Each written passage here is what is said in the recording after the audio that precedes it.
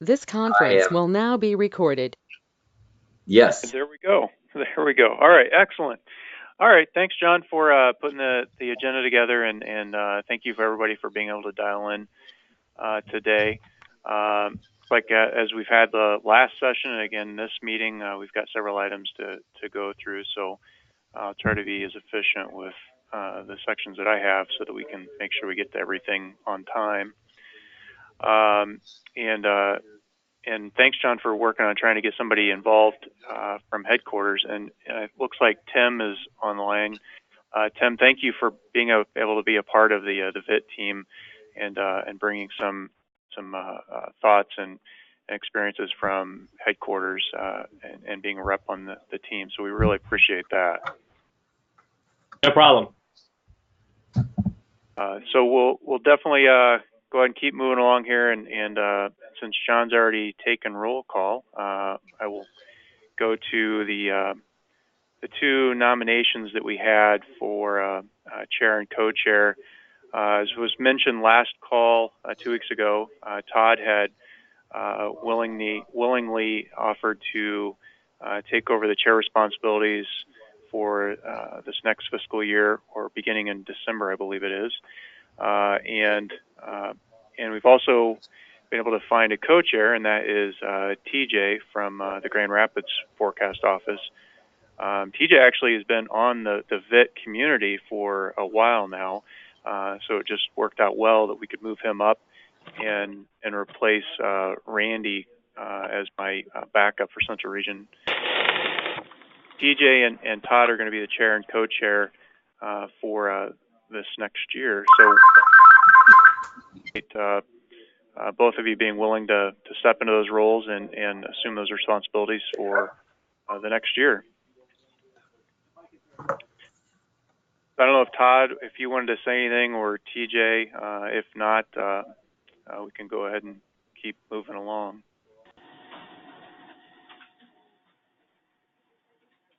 Yeah, TJ here. Just yeah, excited about it. Some good things going on, and I guess just let me know what I can do.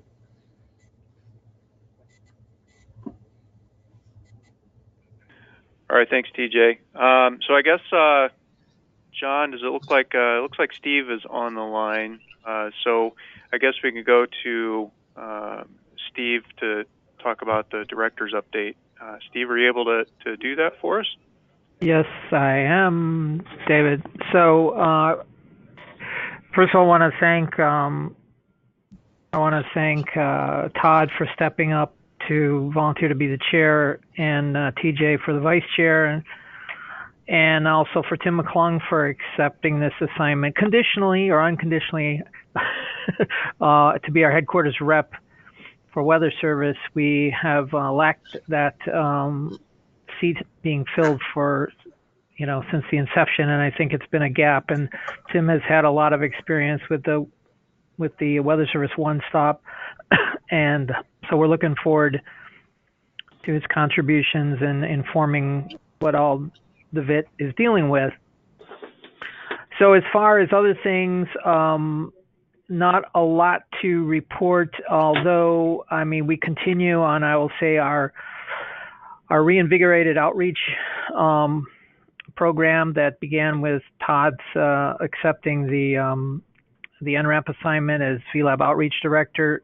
So we've got in 2 weeks a NCEP outreach event at the facility in College Park, which is not just with NCEP, of course. There's an OAR contingent and a lot of NESDIS folks, and of course the multiple NCEP centers housed there in the facility in College Park. So that's coming up on December 12th. And then we're in the beginning stages of scheduling a event in the Kansas City facility where the Central Region of the National Weather Service headquarters is located, as well as part of the training center and the NCEP's Aviation Weather Center. So those are sort of what's on deck with sort of on-site VLab outreach events. Of course, we conducted within Weather Service a Halloween webinar. It was a webinar on Halloween. It wasn't a VLab Halloween webinar per se, but it was recorded and it's available through the VLab landing page. So I just can't emphasize enough that we're doing, outreach. We're sort of doubling and tripling down on that because we view it as so important in order to engage our users and try to be a little bit more proactive and seeing where things are and trying to help things along. We view that piece of the VLab is what one of the things that differentiates it from other services, that we have real people working not only the support desk during business hours, but this effort to reach out and sort of meet people and try to see where they're at, see if we can help them if they're stuck or may have started something and lost momentum, to see if they can regain that momentum. So really trying to learn more about what is working for people and what's not.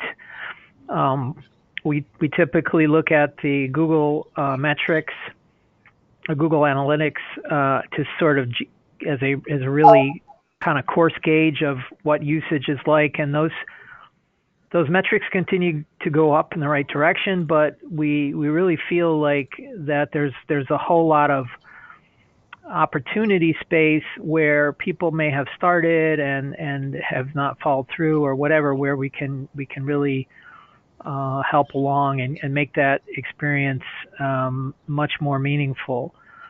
So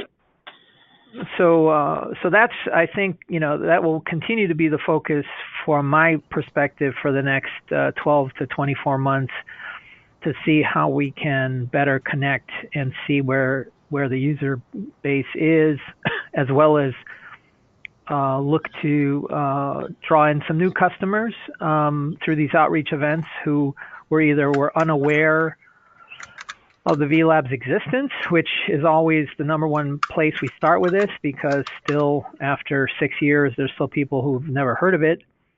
And so we want to change that and see if we can help them on their way to better productivity, efficiency, and problem solving within whatever task they have been assigned in their NOAA jobs. So I think I'll leave it at that. There may be some things coming up in the later part of the call that may cause me to remember something, but I think I'll leave it at that for the moment. So any questions or comments or suggestions? Comment, Steve, from Brian here in Eastern Region. I know we've had this discussion before. Any progress or updates regarding making VLab, quote unquote, operational or more supported?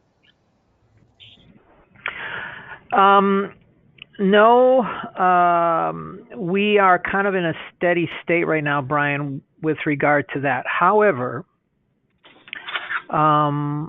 the host office for VLab is the Meteorological Development Lab of the Weather Service, MDL, and we inside MDL have been embarking on a cloud migration of our old sort of network that was hard servers and so forth, and moving part of that to the cloud, Amazon Web Services. And that is opening our eyes to the possibilities for exploiting the cloud for things like VLab and other things. So I think we will be, maybe in the next year, looking at some solutions, some proposals that we may make to management on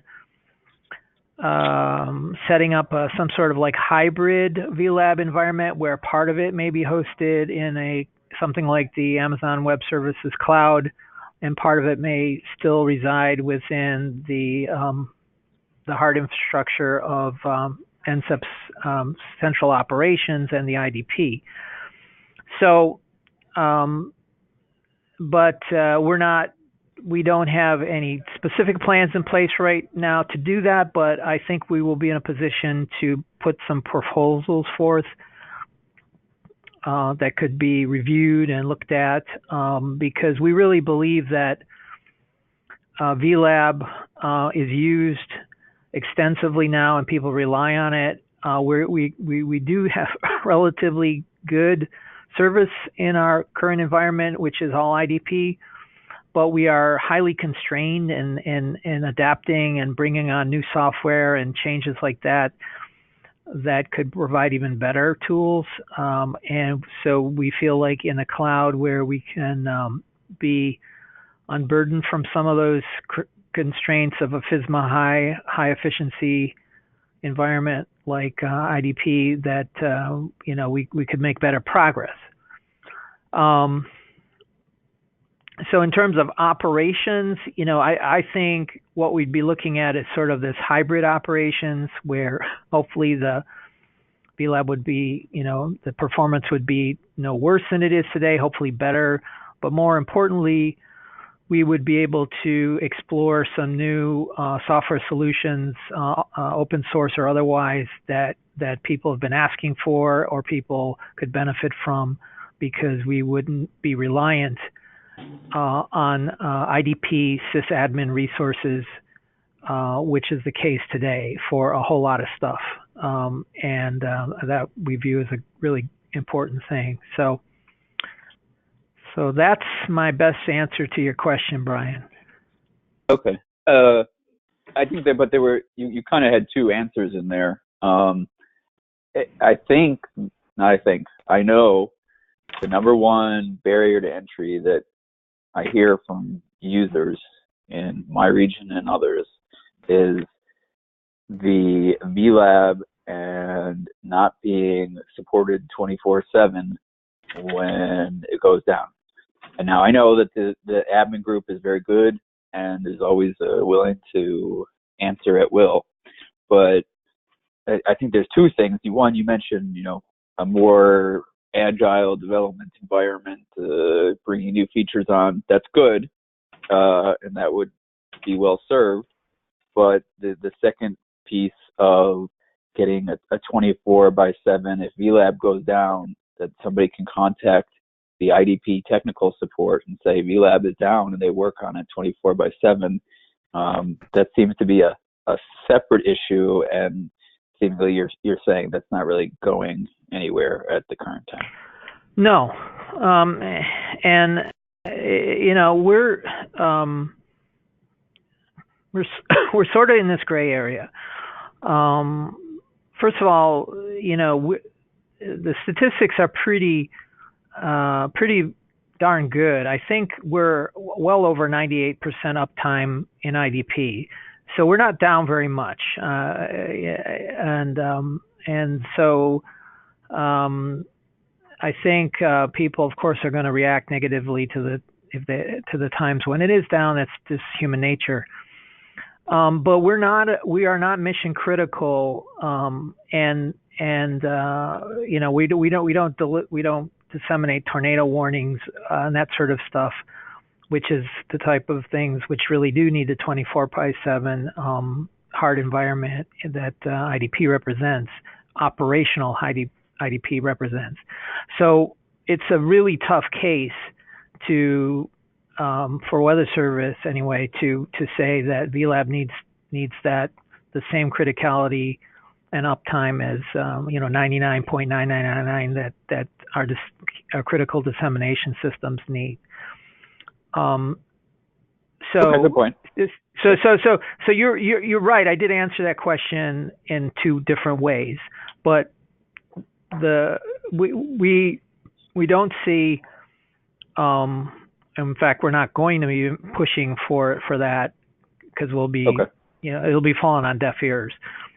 Well, it might be good though to hearing you say that, and I know we've had these conversations before, but hearing you say that now it might be good to get that word out and set the expectations as appropriate.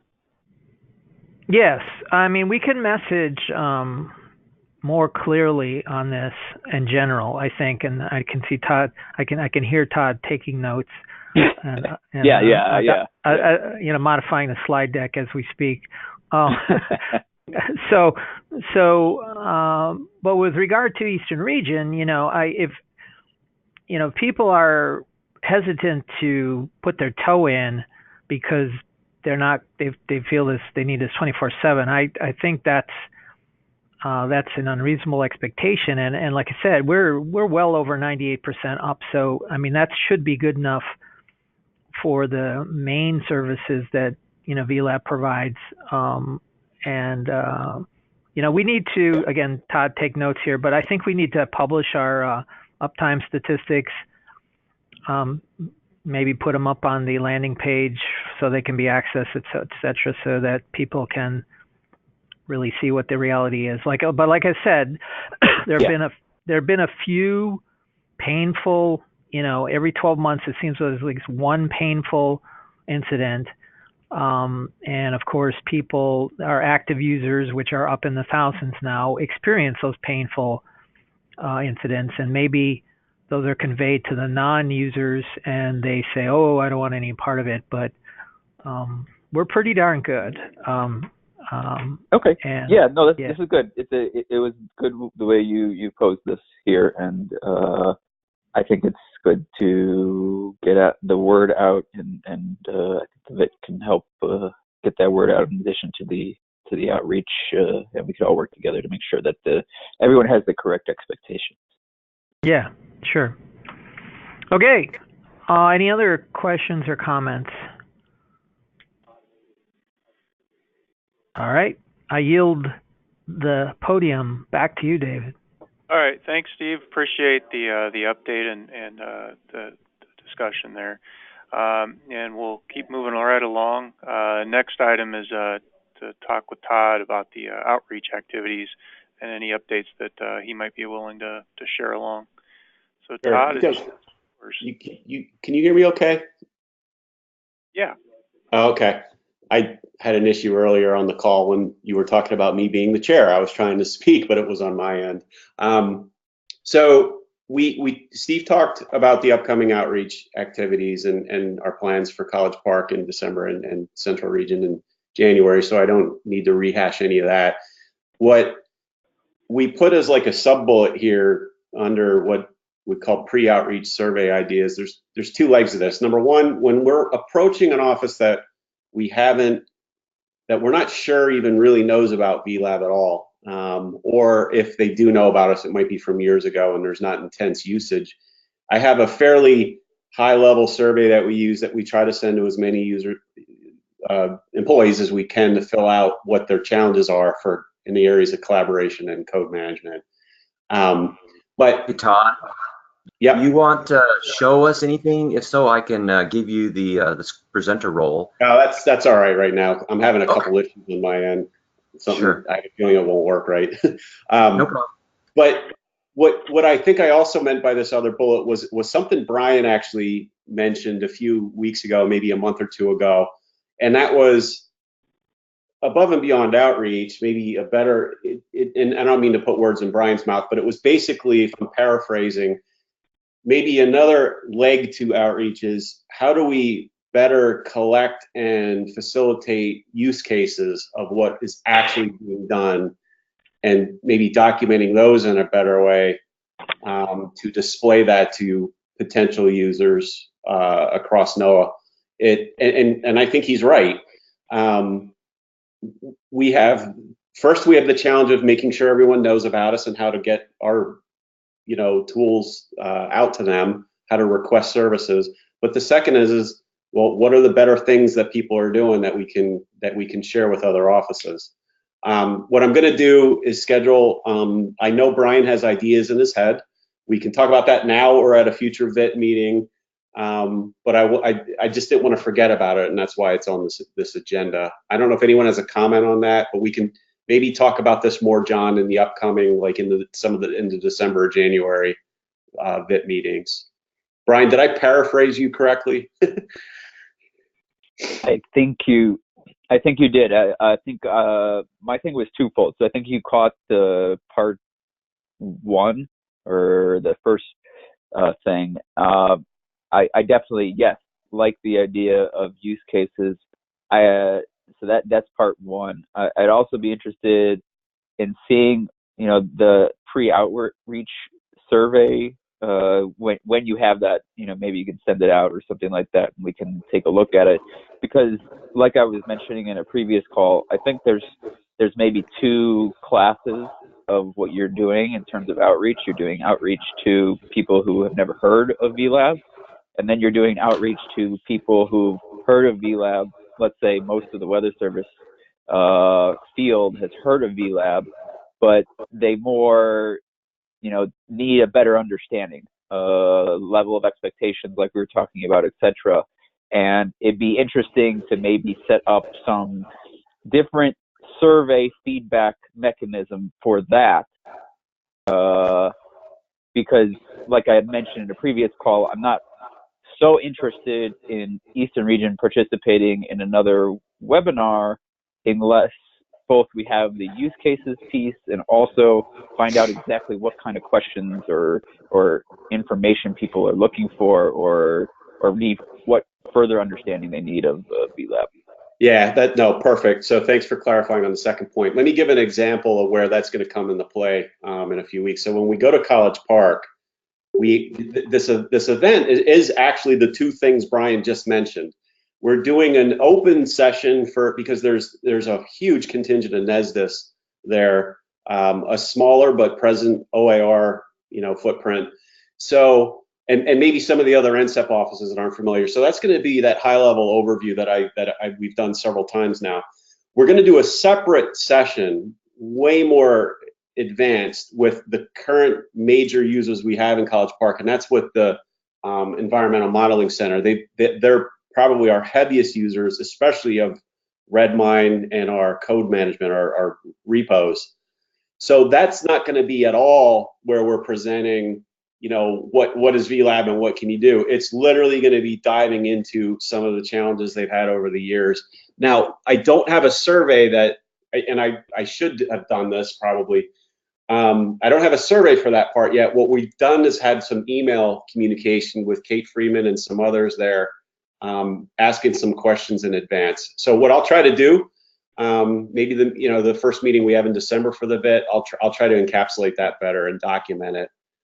It is, to Brian's point, very different. They're already using it. They're using parts of VLab and specific challenges that we want to talk to them about. So yeah, agreed. Sounds good, Tom. Thank you. And my second bullet there was communicating timeline roadmap information to VLab users. We mentioned this a couple weeks ago. I don't have anything to show yet. I hope to in December. What my and Ken's pie in the sky dream is, we want an incredibly transparent list of enhancements, features, bug fixes, doesn't matter, that are being deployed on a month-to-month basis, that we kind of roll up into a release that we show all of our users that, hey, in November we did these 20 things and we plan to do these 20 in December, and then every month we do a follow-up to that. This is what we accomplished the previous month, and here's what we plan for the next. So we're going to be using Redmine to document the details of that, because that's what Redmine does. It tracks milestones and release plans. But that's part of it, and that's important. And Ken kind of showed that a few weeks ago. He also showed it at the community owners meeting a week before last. Above that, though, we have to get that word out to users. And so how to do that? And so that's what we are figuring out, the most effective way to do it. We have a couple thousand users. We only have a few dozen that have subscribed to our forums. So the forums aren't going to be a good way to send that out. It's not going to hit people. So, we're probably going to look into using a Google group to hit our active user base. Hit, of course, the other communities we have, the VIT community, the owners group, but we've got to figure out a better way to hit the average user we have out there so that they're aware of these changes that we have. So I'll give an example. Ken demoed 2 weeks ago. One of the requests we've had for a decent amount of time now is how to show the activity of a community. So I don't know if you all remember, but he showed how we're going to be able to look in a VLab community and see the type of activity that's happened in terms of document changes, forum posts, things like that. Well, we showed it to a dozen or 2 dozen people, but we now have to let our wide user base know. So I'll have more on that as we get into December as well. If there's any questions, let me know. But we've just got to improve the timeline and roadmap, make it transparent, available for anyone to proactively go look, but we also want to kind of send out periodic updates.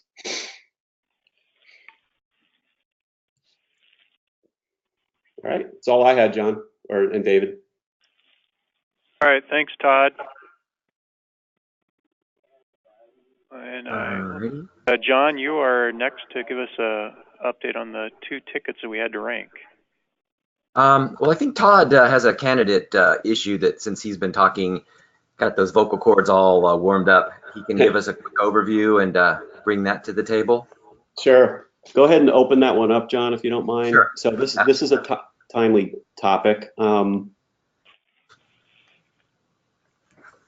So this is about user notification, but this morning's a great example. I shouldn't bring up an outage as a great example, but this morning for those of you that were trying to access VLab before 9 or 10 a.m. roughly, it was down. It was down because of a change made overnight it was a security fix, a security configuration change that had to be applied. And of course it broke something. So what we basically, bottom line, I'll keep it simple. We do not currently have a good means to notify our 2,000 active users that our system's down, period. We have tools that we've used in the past. Those tools either don't hit enough people or they don't work. Lyris listserv just flat out doesn't work sometimes. And so we just can't count on that. So basically what I wanted to bring to the VIT is we have to put some effort into, and this would be more on the VLab support team to implement, but we've got to do a better way to have active users being notified of changes we make, system outages, when the system's back up and available, letting them know, things like that. That's what this issue is for. I just wanted to formalize it as part of the VIT to get it nominated and ranked so we can start working on it.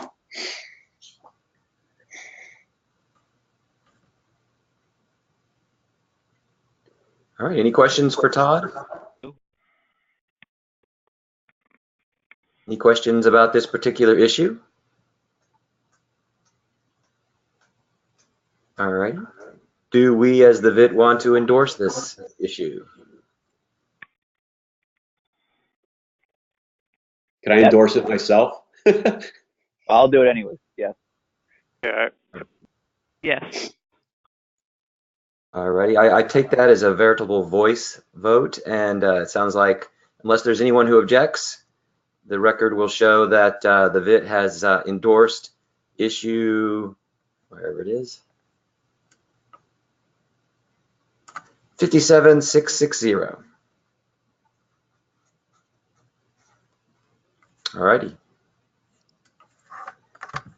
So now it brings us down to our attempt to rank 2 issues that we endorsed at our last meeting. And the word didn't get out super early. Let me reduce the size of this.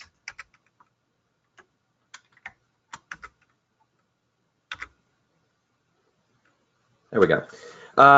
So we're giving people till early December to get their input in. So we're not quite through. We're missing a little bit from Western region perhaps, but we do have pretty good input thus far. So if we were to decide to accept an 8 and a 7 respectively as our consensus input, we could certainly move forward at this point, or perhaps wait till our next meeting. So that's kind of where we are now. Should we go ahead and leave it open till the next meeting and continue to invite people to give their input?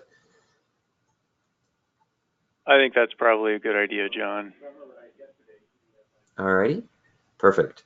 And I'll add Todd's now endorsed ticket to this as well. And hopefully by next meeting, we'll be ready to close those 3 out.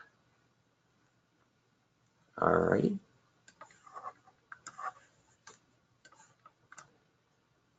All right, so I guess that brings us to the open forum.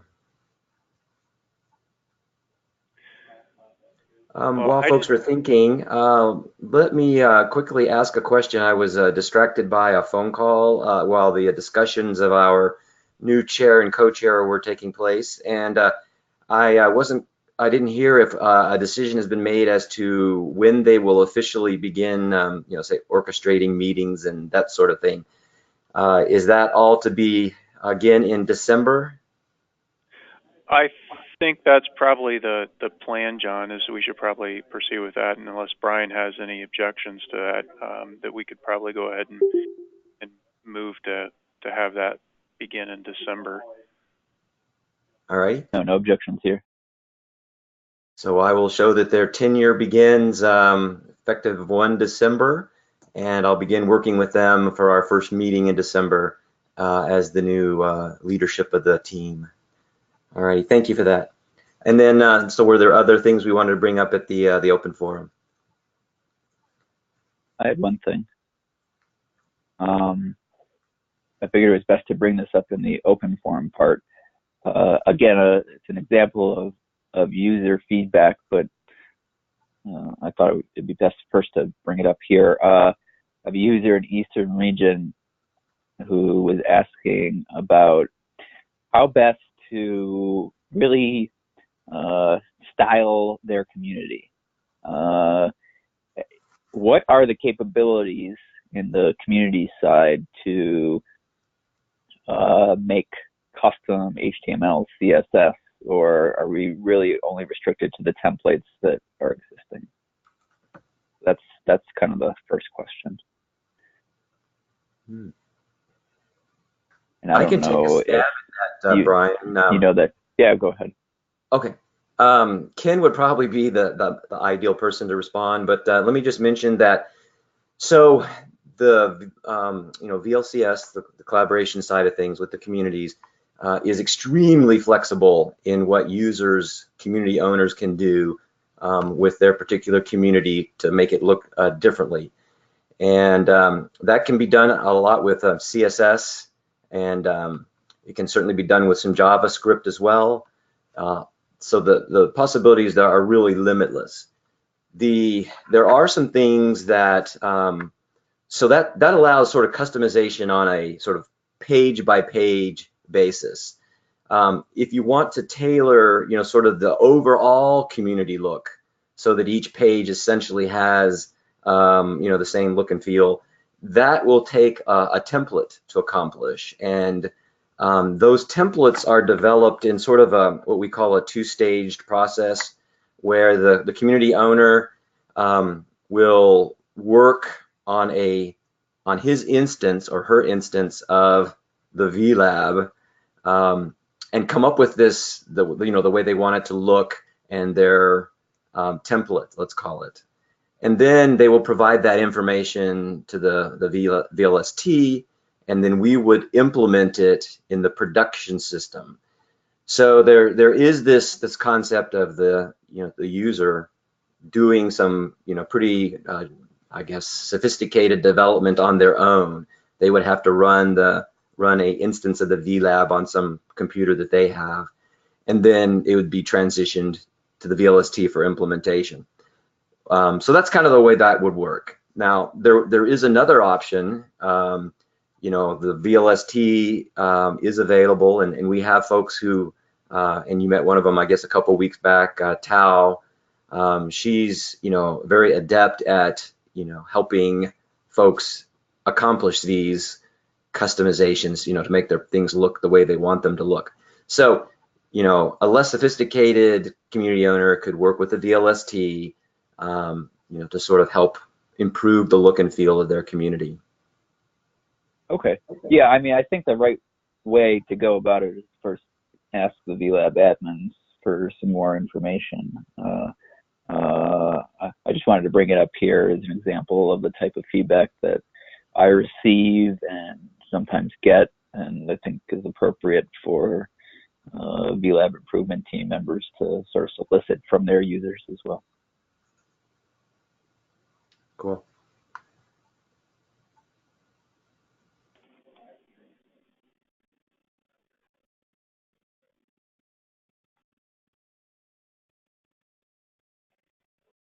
Anything else for the open forum? This is Steve. Just sharing. When you get a chance, you check out the Operations Proving Ground in Kansas City. It's part of the Weather Service. It's basically a test bed. They have converted their former. I guess they still have their public page on weather.gov, but they have totally reworked this and have created a public page within the VLab. It's really nice, and is an example, I guess, particularly to Brian, to answer your previous question about what's possible in customizing web content within the Liferay framework. I think this is a good example that you can share with your Eastern region compatriots there. Can you put that, or can somebody put that in the chat? I see Courtney just put the stock synthesis page in chat as an example. All right, here we go. Let's see. Which is a good example, by the way. Which one? The stock synthesis team page. Oh, okay. Yes. So I just put the URL for the OPG. Did you get that? Yeah. I see. Oh, the stock synthesis. This is improved. Well, yeah, that looks more, I think, along the lines of what somebody was thinking. Yeah, so they've ditched the VLab, frame on their stock synthesis, so you can't even really discern unless you knew that it is even in VLab, which is fine. No, other than it has the logo up there. But yeah, that's and then you'll see the OPG one as well. Brian, did you get that one? Yeah, I see it. Yeah. So that's the end of my comments to the roundtable.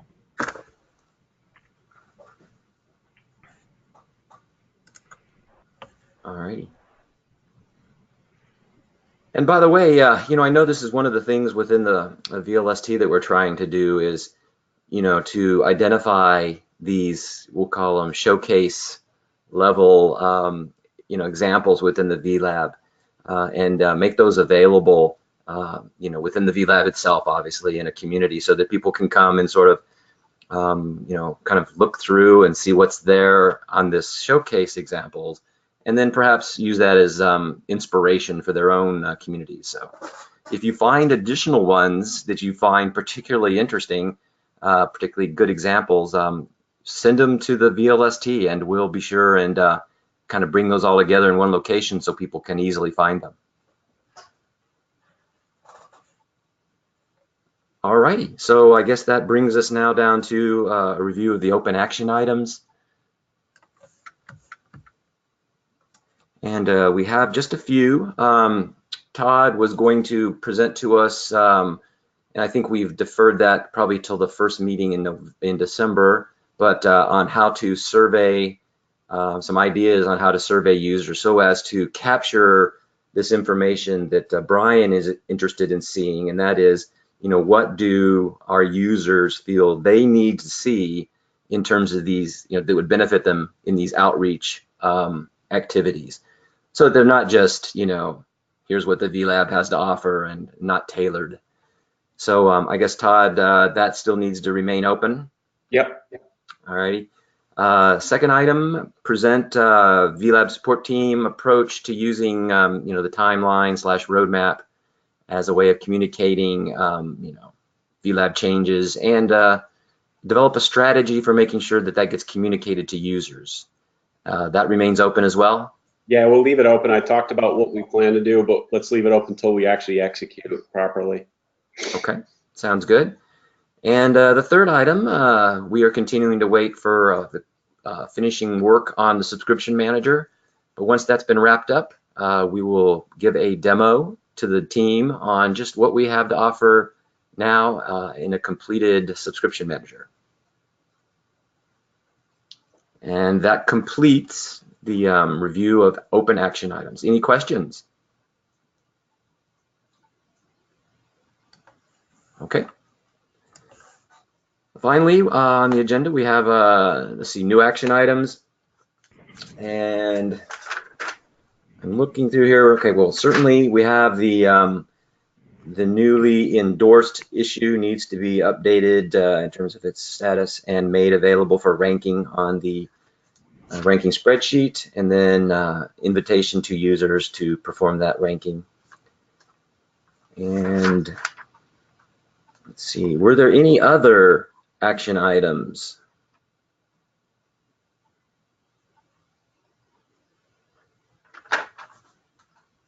Alrighty, then I believe that completes our action item review. Not action items, John, but Oh, sorry. Yeah, new action item review. Yeah, these aren't new action items, but wait a minute. There was. I'm sorry. Go ahead, Brian. No, you go first. Okay. I just noticed one that I probably should have highlighted. So I believe Todd is going to document the information that he's working with Kate to just extract, so that when they give their INCEP update to the more sophisticated users, that goes off well. And I guess that will help inform these surveys that we might want to do. Is that correct, Todd?